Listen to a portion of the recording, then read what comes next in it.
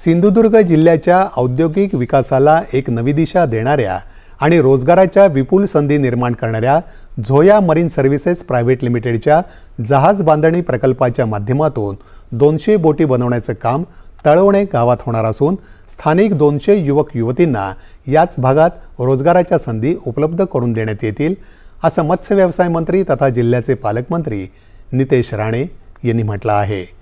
नितेश राणे यांच्या हस्ते झोया मरीन जहाज बांधणी प्रकल्पाचं भूमिपूजन झालं, त्यावेळी ते बोलत होते।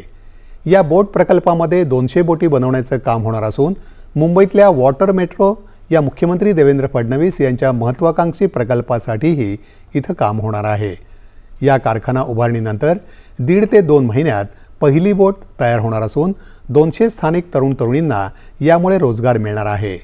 या कारखान्याला लागणारे कुशल कामगार स्थानिक बेरोजगारांना प्रशिक्षण देऊन तयार करण्यात येणार आहेत।